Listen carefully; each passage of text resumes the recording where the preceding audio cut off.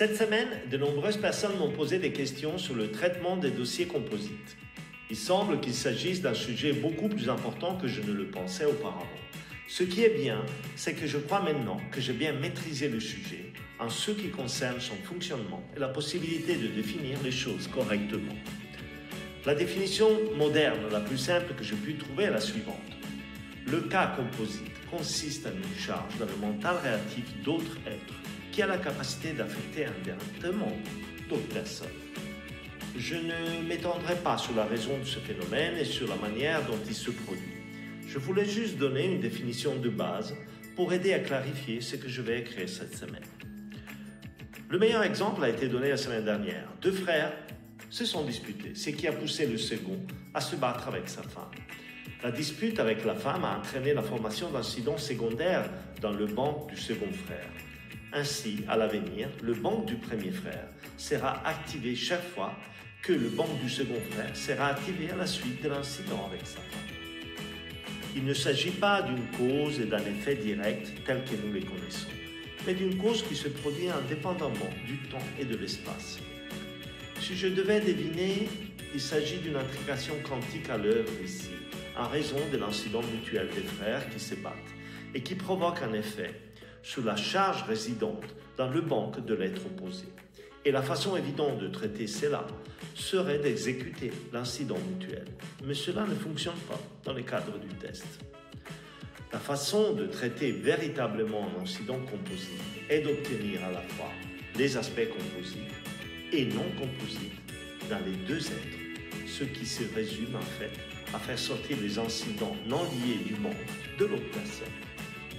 Ainsi, dans notre exemple, le premier frère va voir son auditeur et lui dit « Mec, je suis clair, mais pour une raison ou une autre, je n'arrête pas de me mettre en colère sans raison. » L'auditeur, en lui demandant de rechercher un incident composé lié à ceux contre lesquels il s'est mis en colère, trouve les incidents au cours desquels son frère s'est disputé avec sa femme.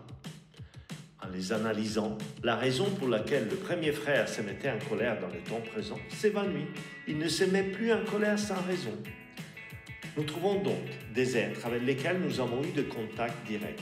Et nous en sommes certains à 100%, pas d'absurdité de la part de BT. Et nous vérifions s'il existe des incidents composites entre ces êtres et nous. Nous en obtenons un et l'analysons. Nous en obtenons un autre, puis nous l'analysons également. Nous procédons ainsi jusqu'à ce qu'il n'y ait plus et que toute la chaîne explose avec des VGIs. Cela ne prend pas longtemps. Je n'ai jamais eu plus de 5 ou 6 incidents composites dans une chaîne. Et il n'y a jamais qu'une seule chaîne.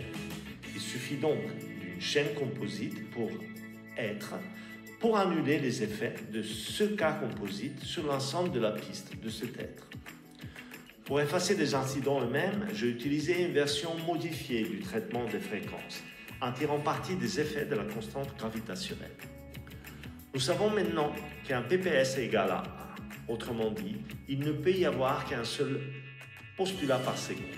Donc, si nous prenons la valeur approximative de la constante gravitationnelle, nous obtenons 6, ce qui nous donne 6 postulats par seconde pour atteindre le seuil de la constante gravitationnelle.